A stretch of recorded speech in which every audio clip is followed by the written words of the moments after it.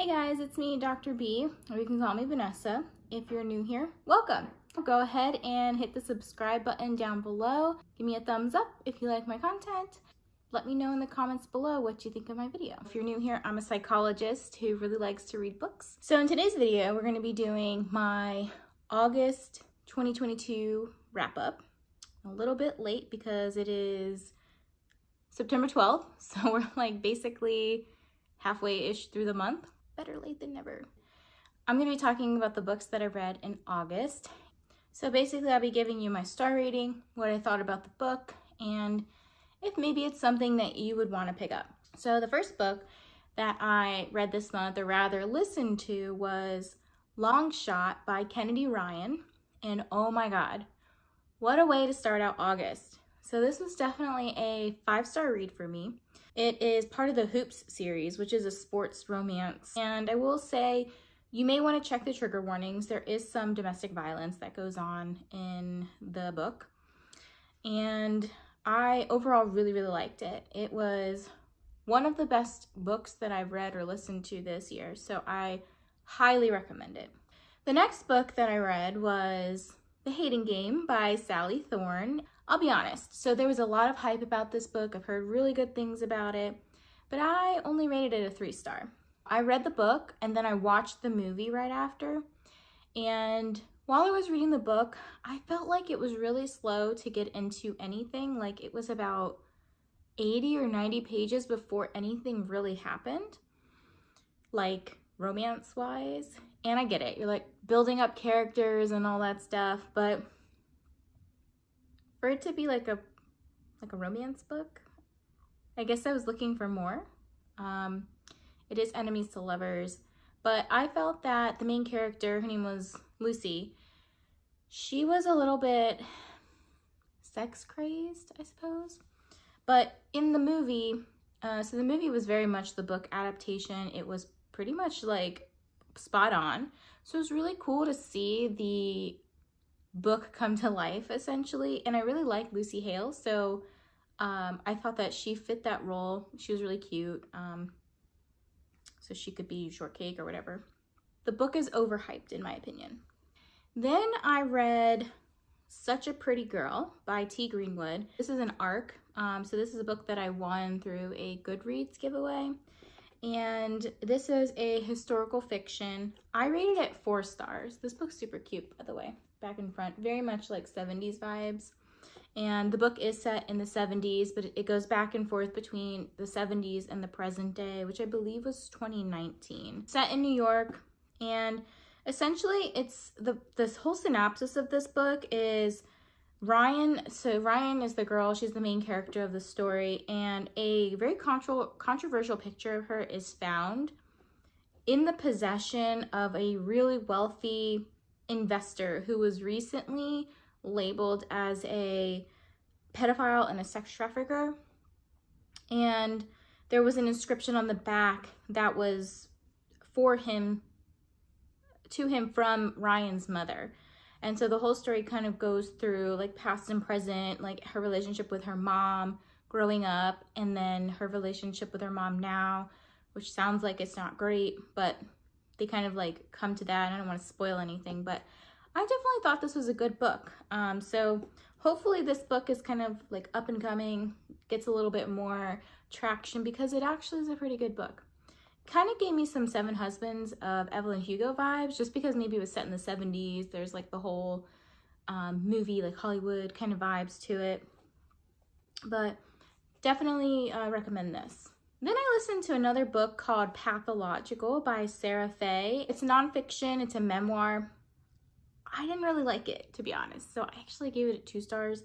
It was a book that was recommended by my boss, and if you didn't know, obviously I like work in the mental health field, so it's about mental health from this person's perspective. And there were some interesting facts that came about, but again, it wasn't something that really drew me in, didn't like grab my attention. Honestly, I could skip it. Sorry. Next, I read My Killer Vacation by Tessa Bailey, and this book is super quick read. I gave this book 4 stars. It is a smutty romance mixed with some mystery. So obviously the main character meets this bounty hunter and trying to figure out who killed this person. I don't think this is a spoiler. It's all in the back of the book. It's like 290 pages or so. It was less than 300 pages. I definitely liked it for the smutty romance part. There were definitely some scenes that I was like, wow, this is getting really hot and heated. And I've seen some like other book clubs that I've been part of where there's like younger people trying to read this book and haven't enjoyed it. And I wonder if that might just be because they're not mature enough to read this book, or shouldn't be reading this book, or maybe don't have experiences with the kind of content that's described in this. I'm not sure, but I'm just speculating. I definitely enjoyed this book for its smut. So it was something to kind of get me out of the memoir that I had just read that I thought was really boring. This was definitely really steamy. The next book that I ended up reading was Ugly Love by Colleen Hoover, and I ended up giving this book a 4-star. I felt like I resonated with this because some parts of it felt very similar to when I was dating, like before I was with my partner, my current partner. There was like a lot of frustration with like hooking up with people and people having like disconnected feelings, not knowing what the relationship was like, just kind of going through that roller coaster. It's very, like, this book is definitely a very toxic relationship. And the main character, Tate, if I were her friend, I would probably tell her to run away. I'd be like, girl, some red flags, you need to stop. I get it, the sex is good, but like, you need to stop. But, you know, the story ended up tying all together. Colleen Hoover really wrapped it up. I'm not going to spoil anything, but definitely very toxic relationship, hence the name Ugly Love. Next book that I read / listened to was actually an audiobook called Mad About You by Mahari McFarlane. I'm not sure if I'm saying that name right, but honestly, it wasn't a super memorable book. I gave it 3 stars. It was a cute story, but it was only so-so. I didn't love it, didn't hate it. Again, not really like, I wouldn't recommend it to somebody. I'd be like, if you're gonna read that, just pass. Like, you can find better reads, to be honest. No offense to the writer. Maybe other people really liked the book, but wasn't my cup of tea. And then I read probably the like most crazy book this month. I mean, ever, I guess. But Whispers in the Dark by Letitia Newton. By the way, check the trigger warning. So there is pretty much every trigger that you can imagine in this book. So there's DV, the R word, murder, abuse, etc. Okay, so like there's a lot of stuff going on in this book. I gave it 3 stars. I initially rated it higher, but I think that's because I was like really hyped up about it and like finished it so quickly. So I thought that maybe like finishing quickly and being excited about it made it higher than it actually was. But then I like went back and thought about the content of it. So I read it on Kindle, and from the get-go there were a lot of typos. It'd be like chapter on, chapter 2. And so there was like missing letters, and then the main character's name is Alana, but it would start out as calling her Alan. I think it might have just been the font, but it's still really distracting. Kind of took away from the story a little bit, so she gets dinged for some points there. Normally, this is not something that I would read, but I was reading it with some book friends, and we were like reading it along with the classic literature book group. I'm gonna leave you with 3 words that could sum up this book. What the F?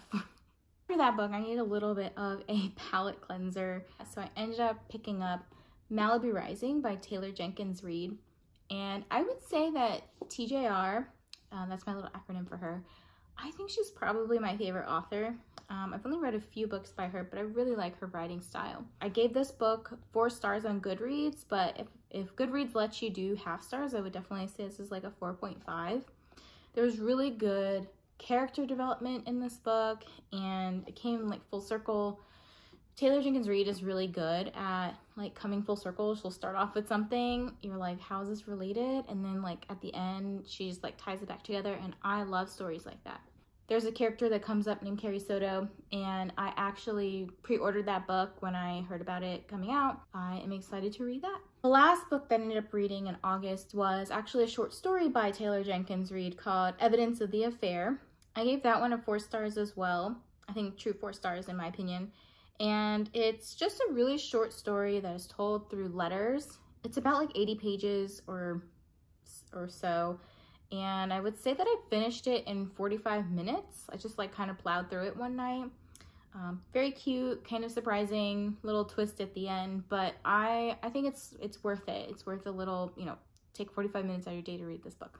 I got a few packages over the past couple of weeks, and I thought that I could just like open them up now and just, instead of making like a whole new video, I would just open them up.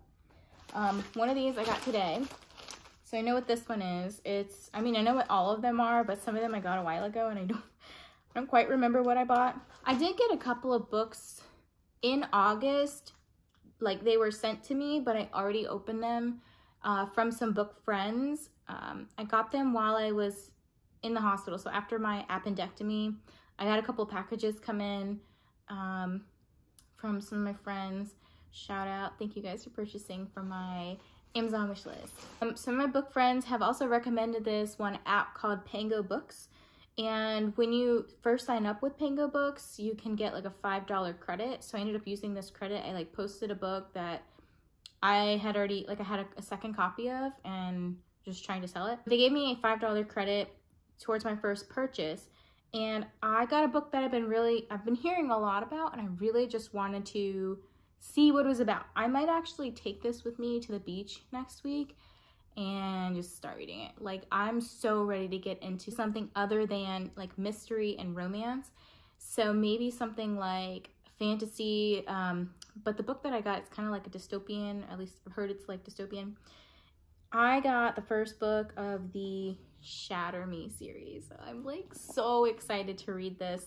One of my friends also got me one of the first book to the Addicted series. I'm like really wanted to start that too. So I might kind of ditch my September TBR and start like reading these books. Like they just kind of came in. I was like, I didn't expect them, and then they came. But I'm so excited to read Shatter Me. Like I've been hearing so much about it. It sounds like something I would really like. I just know that for me, I have to read a series. Like once I start a series, I need to finish it from start to finish. I don't know if I want to take a break. If I'm going to be in that world, I want to be in it. I want to be fully immersed in it. The only thing that I think I didn't do that with is Bridgerton. I read the first Bridgerton book, The Duke and I, and then I watched the first season. Then I read the second book and watched the second season. And I'm waiting until the third season comes out. That's going to be about Colin and Penelope before I read that book. So I'm kind of just going at the pace of the show. But I know if I start this, I'm just going to end up buying the rest. And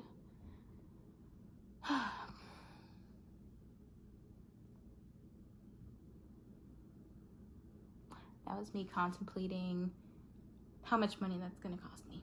Then I got some other books from Barnes & Noble, like pre-releases, and bought some off of Amazon, maybe Target. I don't know. I'm going to open up these boxes and then find out. So this book, oh, so cute. Okay, so this one just came out. This is Love on the Brain by Ali Hazelwood. I actually haven't read The Love Hypothesis yet, but I've heard they're very similar. I thought this was super cute. Very much like Valentine's Day vibes. I may actually just wait till February to read this. I have so many books. Like I am definitely like a themed reader. So I like to read spooky books in October. I like to read kind of like seasonal types of books when Thanksgiving, Christmas comes up, etc. But definitely really excited to read this one.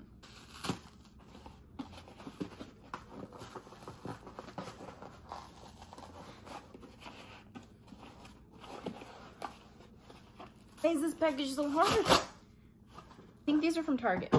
Okay, so I got these for book club, but I just didn't have time to get to them.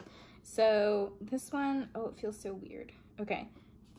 This is The Roughest Draft by Austin Sigmund Broca. I don't know too much about it. It was just a book club pick. The other one, I may read this in October, but this is In My Dreams, I Hold a Knife by Ashley Winstead. So I've heard really good things about this. It sounds like some spooky vibes, so I really want to read this one. I've heard really good things. I'm so excited for these. Oh no! Okay. Why? I have to return one. No. Okay, so I got Dance of Thieves, and I also got Vow of Thieves. But if you notice, they're two different formats. One is paperback and one is hardback. I don't like my series to be different. So I'm gonna have to return one.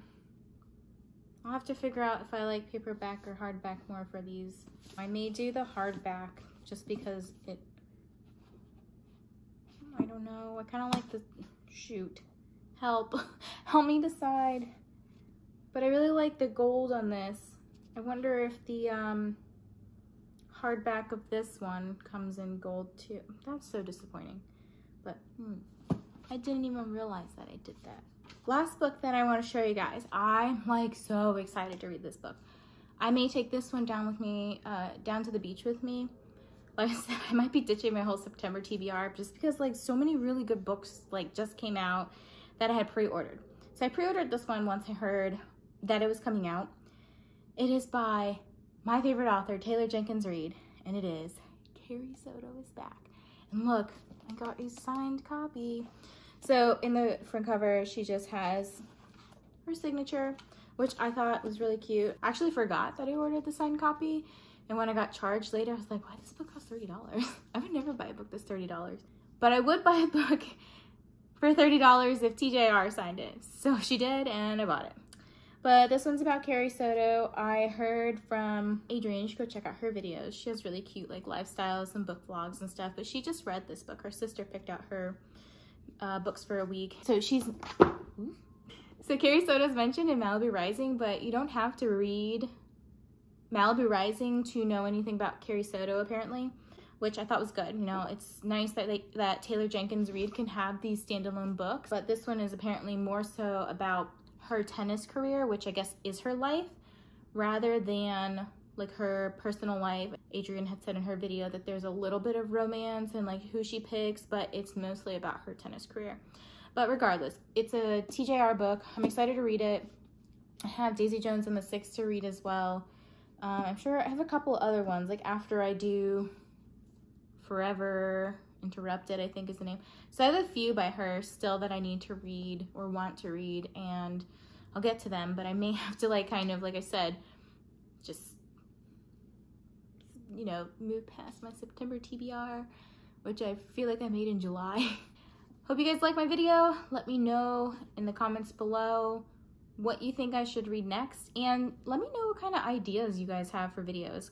I have some stuff coming up this fall. Like I'm going on a to this like big food festival, and then I've got the beach coming up, so I may vlog a little bit, but we'll see. Thanks for watching. Bye guys.